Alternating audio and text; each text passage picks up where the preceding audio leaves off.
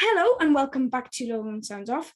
Today I'm going to be talking to a wonderful guest, Reem El-Hassany. Hello, how are you today? Hi, Logan. Thanks so much for having me on the show. I'm really good today. How are you keeping?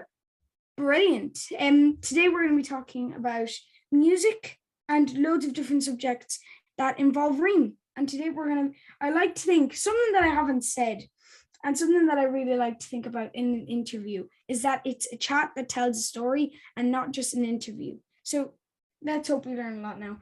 So for my first question, I always ask this question. For those who don't know you, Reem, could you tell us a little bit about yourself and different things that you do? Yeah, of course. Hello, my name is Reem El-Hassany, like you said. I currently present News2Day alongside Molly, and before that, I was a pharmacist, and I still am a pharmacist on weekends. A little bit about myself. I don't know, that's kind of what I do in my free time. I like to go on runs, I like to crochet, I like to bake, I like to cook, and I like to spend lots of time with my friends and family. That's brilliant. It's so varied, actually. And so for those who actually don't watch News Today, could you tell us a little bit about what News Today is, what you talk about on News Today, and who it's designed for? Yeah, so News2Day is RTE's kind of like dedicated children's news program. So it's just the team of us is really small. So it's just myself, Molly, Avril, and Emery, the two editors, and we work together every day to kind of like see the top stories that are in the news, like adult news, and see what is kind of like relevant to children, break it down for children, make it easy to understand, not just for children, but for adults as well, because sometimes some things in the news are really complicated and kind of difficult to understand. So we kind of like work on getting the Kind of most. boring. Sorry? Kind of boring, yeah. So we work on getting the exciting stuff. We always have an animal on the show, which is our favorite part.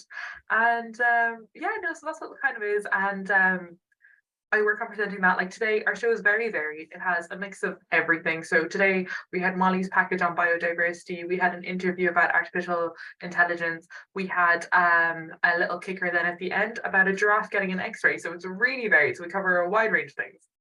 So then, just for those who are viewing and they'd like to watch News Today, because actually after this interview, I'm going to look into that episode. That's brilliant.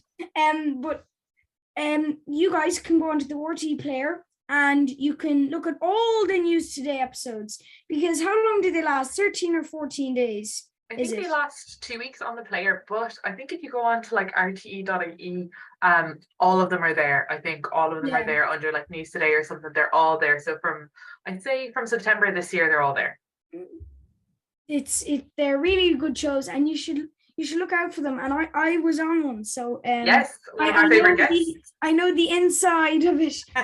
Very interesting. Thanks, Um, Logan. so you are a journalist and you work on News Today, and you have been doing lots of jobs up until this. So I'd like to ask you, what or who, because a lot of people are inspired from people, what inspired you to get into journalism? I I don't know if I had a who, to be honest with you, but I remember from like a very young age, I'd say I really realized I kind of wanted to get into journalism when I was maybe 13, 14. I used to pretend I had like a little talk show with like all my friends and stuff like that, and I'd have them on and I'd ask them questions about God knows what and do a little whole interview process with them kind of thing. So I feel like from then I really loved kind of like getting to know people in that kind of way, getting to find out like little things and just kind of that setting as well, kind of like I suppose it's not just like it's an interview as opposed to like, you know what I mean, getting that information out and stuff like that. It's really nice and sharing those stories. And also then I feel like as I grew older, I kind of wanted to share more stories with people, like not in that setting, but like, you know, from like different backgrounds, different communities and such. And I feel like I really love doing that on News Today, because going to schools, you get to see all sorts of things, you get to meet all sorts of kids, and like it's honestly the funnest job in the world. Like, what job do you do? I don't know, Harry Potter Day and biodiversity and go out with seals and all sorts of things. So it really is the funnest job in the world. So I absolutely love that. So from that age, 13, 14, I knew I wanted to do this. But then as I kind of got older, I really loved chemistry. Like when I was in school, I loved chemistry so much. It was probably one of my favorite subjects. And I remember when I was applying for my courses, I was like, oh, can you imagine your life without chemistry? And I literally was like, no, I can't. So I was like, I need to do pharmacy. I was like, I need to do more chemistry. I'm not done with this subject just yet. Fair enough. It's actually very interesting. Yeah. So we'll get to more questions about how you worked in a pharmacy later in this interview, which is going to be very interesting. But and you also, and I thought this was amazing when I saw it. You did some shows or a series of shows on as a radio show for your secondary school. How was that? That must have been brilliant to have that job to be able to do that. That was really fun. I'm actually surprised you found that. I don't think the shows exist, thank God. But that was, I think that was in first year, and I think the music teacher had like I don't know what it's called. You know I actually don't know the word. Radio. Kind of like, yeah, like the sound box where you've the mic plugged in and you alter the different kind of like. Oh, a language lab. Something like that, where so me and my friend, we had like two mics stuck into this kind of thing, and then we would go out over the intercom at lunchtime, and then we would be like played in the hall and in the classrooms and stuff, and we just play random songs, and like it was a bit of fun, but it was I absolutely loved it. Like I absolutely loved it. We're just here talking away, having the time of our lives, playing different songs, putting up the sound, putting it down, and I think it was just the teacher like knew it's something that we'd be interested in or something. I just don't remember how it came about, but I remember I really loved it. That's actually a brilliant story. And I think a lot of kids who are into journalism and media, and especially the whole side of broadcasting, will relate to that. Because a lot of people would have did those home shows or school shows where they're just having the crack while recording it. And I think that's brilliant. I think you're cool because like your radio DJing and stuff like that. I wish I did that when I was younger. That's unreal. It's very fun, and it's something that I'm passionate about, and I think that's one thing that really helps when I'm doing these things. Passion. 100%. I'd like to go back to another question actually, and I'm kind of interested here. What shows did you grow up with? Well, what stuff did you watch on TV? I was a Disney kid. I loved I grew up watching Hannah Montana, Wizards of Waverly Place, the Lizzie McGuire show, all those kind of shows. So I was a proper Disney kid. SpongeBob SquarePants, all those kind of like do old school kind of shows and stuff. They'd still be trending as memes and things like that sometimes nowadays, especially SpongeBob and things. But I grew up watching a lot of them. I also grew up watching a lot of my sisters loved horror movies, like my older sister and stuff, but I would tend to avoid those because I'm still to this day very scared. So wouldn't be for me.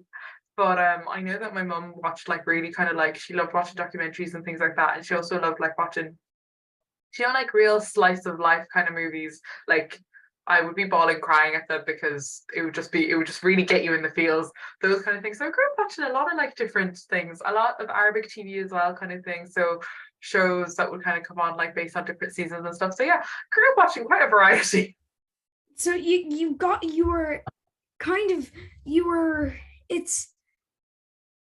were influenced with different media aspects by everyone in your family, and I think that's very interesting. And now I have a very odd question regarding the horror films. Did you just stay away from them with good sense to know I'm not going near them, or did you not know about horror films and did you learn it the hard way? Just as a funny question I'd like to ask. I'd say it was actually probably a mix of both, because it was my older sister and my sister who was just a couple of years younger than me, and then my neighbor who was my best friend at the time. So she'd come over to my house nearly every evening because we were only across the road from each other growing up. And every evening I would be outnumbered because we'd always be like, let's watch a movie. And guess what they all vote for and what I didn't vote for? So it was 3 votes for a horror movie. And then it was just me that was like not anything but a horror movie. So I never won.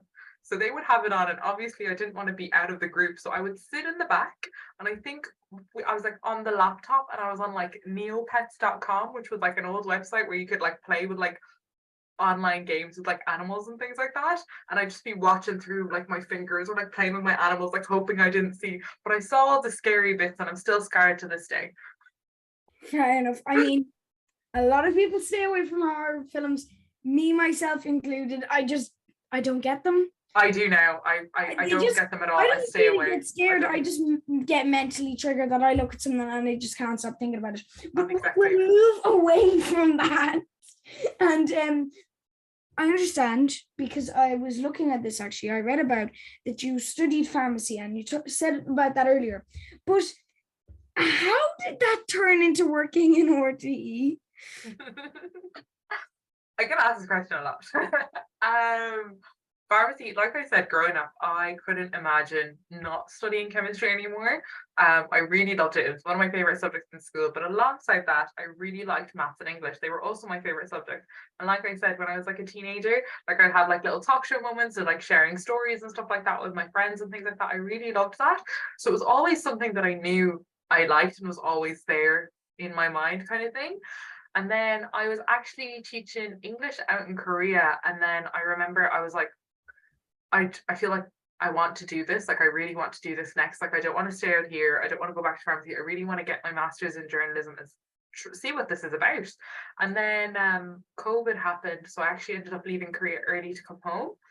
And I had applied for my master's while I was out there. I got in when I was back. And then, yeah, no, started my master's when I was back, and I was able to do it while I was working part-time and stuff like that. And the rest is history. The job came up while I was studying and I started off the end of that. So it was really worked out quite well, thank God. You started off in September 2020, right? 2021. So I finished my Yeah, master's. 2021, yeah, because Yeah. I mean, COVID, it just messed up everyone's timeline. But yeah, I think with RT News today, it's actually very interesting how you got into that. And I was very curious before this interview to see how you were going to answer that, because I was very intrigued to see how you were going to answer it. But then when you started hosting News Today, because it's such a successful show, how did you find it hosting at the start? Were you nervous, or were you very excited, or were you a little bit of both? I was, when I got the phone call to say I got the job, oh my God, I couldn't believe it. I was like, are you sure? Are you sure you got a number? I was like, no way, no way. I was so excited when I got the phone call because it really was like probably my dream job. So I was super, super excited about that. And then when I did start, I was very excited, obviously, because it's such an exciting time. It's such an exciting job. But my God, I was very nervous. And I remember like we did like rehearsals and like different things and stuff, but it wasn't the same. Like I remember when we did on News2Day, when you have a new presenter, the old presenter kind of like introduces you in the first show, like this is the new person on the team kind of thing. So I remember we were going in, and I remember Michal was interviewing me, because that's kind of what they do, like we do like a few questions and stuff, just so the viewers kind of get to know, I suppose, the new presenter. So I remember Michal was interviewing me, and my heart was pounding. I could feel my hands shaking, and I was so nervous. And like I knew, especially I was really nervous because this is my first time live on air. So I knew that all my family were watching, all my friends were watching, everyone was watching. I was like, oh, I'm so like that was really nerve-wracking. But I got through it, and that was nice because like obviously I had Michal there. And then I think a week later I did my first solo live show. And I feel like now I don't really think of it as being live. Like now I'm just so used to it. Like I get nervous sometimes, but like not as like when that was my first solo live show, I think I was shaking again. I'd say I was holding my scripts like this, like oh. But no, now I feel like you get used to it. The more you do get used to it. That's actually it's actually a lesson in itself that a lot of people are very nervous going on to live television, and really they shouldn't be. Now this is going to be a very controversial question. Oh, one of my favorites. I don't know if I'm ready. Lovely. I love these controversial questions. So obviously you're working in RTE currently, doing News Today. So do you have a dream job though in RTE? Do you have one that you love News Today and all, but there's one job, or there's some job that's better than working on News Today? Oh, better than and you have to be honest. Oh, better than working on News Today. I already said that like getting News Today really felt like when I got that phone call, it really did feel like I was getting my dream job. Like I was ecstatic when I heard that I got this job. And like working on News Today, I absolutely love it because I get to go out to schools. I get to see all the fun things that kids are doing. I get to interview kids like you all the time. I get to meet such cool people. I get to see cute animals every day. What more would you want from a dream job? I mean, cute animals struck me once you said it. I'm a big fan of animals. I'm very much a sucker. With you have any animals at home? my dog especially, if Oh, he wants something, he just looks at me and he gets it because he's so adorable. But this I asked my uncle Graham Hopkins when I was interviewing him, and he came out with the answer being a worker in a coffee shop or starting a coffee shop. So this is actually a very interesting question, and I really love this question. If you were not a journalist and if you were not a pharmacist, ooh. what would you do? I've thought about this a lot. Okay. I Really? I have thought about this a lot because I love arts and crafts. I really love kind of like Oh, I I like where love this is I going. love crocheting, I love embroidering, I love making bits of jewelry, I love all kind of things to do with my hands kind of thing. I'm very much like I really like just like creating kind of things like that. I love like playing with Lego and like creating all sorts of like random different things. So I would definitely love to be kind of like I don't know, a jewelry maker or like a crocheter or like an embroiderer or something, like cute little tops with like embroidered designs or something, or like cute little crocheted hats and teddy bears, which is what I already make, or like cute earrings or hair accessories or something. But I definitely love to be doing something crafty with my hands for sure. That's actually something that I know a lot of kids in my class. I'm in an all boys school, so it's a bit different, but all the kids in my class are very much into art. They love art, they love drawing, they love sketching. We all talk about drawing all the time. We're very creative. Our best subject is art as a whole. Our Okay. teacher's always like, how are you so good at this and not at the other subjects? So it's very funny. But she says that in a jokey way, just to disclose that. But no, with art, I really like art, and I find it actually very interesting that you love the hands-on aspect of it. So I really like that answer. Thank you. So It's what really good. music? Now I can't wait for this one. What music do you like? Okay, no judgments. No judgments. Okay, your music taste is really good. My music taste is really quite varied. I really do feel like I just kind of like I grew up watching so many different shows and so many different things. I feel like I've also been exposed to so many different people, kind of just growing up, kind of thing, like family, friends, and whatnot. So I do feel like I've always had different influences on my music, like starting with my older sister and my parents and stuff, and then going out into like my friends and things. So always a different influence, kind of thing. I feel like I had a Justin Bieber phase when I was a teenager. I was obsessed. I think a lot of people, not myself, but a lot of people have had a Justin Bieber phase. I would imagine so. I Yeah. would there was a period where Luckily not me, but well he wasn't that bad. But no, definitely growing up I'd say that was probably like the first artist I discovered myself for myself, if that makes sense. yeah, Whereas that makes perfect sense. everyone else was kind of introduced to me by someone else. And I still remember the day I first heard his song, and the neighbor that would come over and watch the movies, she was over at my house, and we just like came across it on YouTube. And I remember she was like, I don't like the sound of this. And I think I turned around to her and I was like, I think I'm in love with this guy.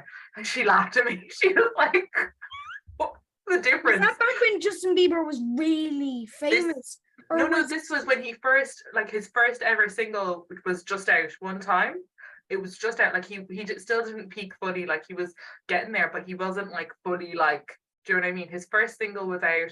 Like I probably was a Justin Bieber fan from the very beginning up until, do you know what I mean? Up until I grew out of it, kind of thing. But he's getting a bit bad now? Like, I mean, he was bad in the beginning, but he's I getting a was bit better I now. was like 12, okay? I was No, like no, 12. no, no, no, no. I understand your I was situation. like 12. Now it would be a different story. Now I don't think I'd listen to him. But now I really do like listening to I do listen to a lot of Disney soundtracks, original soundtracks. I love those. I feel like I'll always love those. I really like Jason Mraz. I love Taylor Swift. I listen to a good bit of Mac Miller. I listen to Red Hot Chili Peppers. I listen to the 1975. I listen to Selena Gomez. I listen to Alt J. So that's why I'm saying it's very varied. Like it's really like, do you know what I mean? Like, Why would there be judgment here? It's so varied now. A lot of the stuff I wouldn't be into. But just give me um, one sec. Here, Californication, Californication by Red Hot Chili Peppers. probably I my just favorite album by them. It's really good. I usually try to showcase a CD during an interview, but that's the first time I've been successful at it. Because another interview, I was looking for a CD by the guy who I was interviewing, right? Oh. And I actually couldn't find it. I would find it if I wasn't looking for it. But then, when you need it, it's not there. But then I didn't find it that time. But back to what you're saying about what music do you like? No, that's really, really interesting, actually. Really varied. Really varied. A lot of Disney, a lot of musicals, a lot of I really like rap. But I like them, but I also like Taylor Swift and Selena Gomez and the Jonas Brothers, and I also like alternative indie, Alt J, the 1975. I listen to Billie Eilish, all that. Billie Eilish is pretty. She's. I don't know much of her stuff myself. Mm-hmm. I wouldn't listen to it that much, but I like some of her stuff. But anyways, moving on. Yes. I have another question regarding your opinion on music that you listen to. Okay. Do you have any recommendations of music, as in albums, bands, songs? If you know any releases that are coming out soon, I'd love to know about it. I think the album that you put out, Californication by Red Hot Chili Peppers, that's one of my favorites. I really like that album, so I would definitely recommend that album. That's probably one of my all-time favorites. I know a lot of people don't really listen to Jason Mraz. I feel like he was kind of popular with I'm Yours way back when, but I feel like his other music is also good, so I feel like I'd recommend him. I don't know, this is the thing, because I've listened to him for so long, I'm like, is he good, or do you just like him because of the nostalgia that's associated with his songs? I do think he's good. I feel like with Disney music, it's definitely the nostalgia that's associated with the songs as opposed to them being really good songs. But I will still have a little concert in my car as I'm driving home, listening to them, singing all the words. Do you know what? That's why Easy 80s and 80s hits has so many followers on Spotify, because of the nostalgia. 100% because of the nostalgia, because of them. 100%. I love musical soundtracks. One that I listen to quite regularly that was out, I think, last summer. It's a musical called In the Heights, and I love the soundtrack to that. So I actually do listen to that quite often as well. And I always listen while I'm driving. So while I'm driving, I always have a little mini concert. So if anyone looks in the windows while I'm driving, pretend you didn't see anything. Do you know what? Do you know that if you ever have a memoir, autobiography, anything like that, you should have at the top in italics, if you see me in the car, pretend you saw nothing. That would be a brilliant one-liner that would get so many hits on it. But for my final question, and I ask this to a lot of the people who I interview, and I get some amazing answers, really, really, really good answers that no pressure. Help me. No pressure. That helped me a lot. Do you have any tips about life? Oh no, we're not gonna go into a big deep kind of talk here now. No, I mean for journalism. Sorry, I should have said that. For journalism, for young broadcasters, for people who are trying to get into what you are in currently today.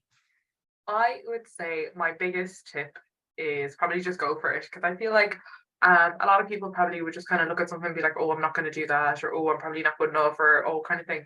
Just go for it. Don't tell yourself no. Do you know what I mean? Apply for everything and anything that you want to do, and absolutely just go for it and see what happens. You absolutely never know. When I was applying for my job, I felt like, oh, what are the chances of me getting it? Other people, do you know what I mean, are much more skilled. I don't come from the same educational background. Pharmacy is so far off from journalism, all this kind of stuff. But just go for it. Do you know what I mean? Just go for it. Why not? Don't tell yourself no. Apply for everything and go for it, and you never know. And also, I'd say one of the things that I'd say, my sister probably told me when I was very nervous and stuff, just sometimes just do you know what I mean? Just, Reem, you can do it. Just kind of get out of your head a little bit. You can do it. Yeah. You know what? I'm going to send this recording to you so you can get all these little parts to put in your memoir or your autobiography. I didn't realize I was writing a memoir. Well, you are. This interview has been given some very interesting one-liners and chapter titles. So you're going to want to remember this if you ever do set out to write any stories about your life. I'll dedicate it to you. I'll be like to Logan, who believed in my memoir from day one. Thank you so much, Reem. It's been very interesting to talk to you. My If you'd pleasure. like to talk to Reem, or if you'd like to look at our social media, do you know what? You give them the details, Reem.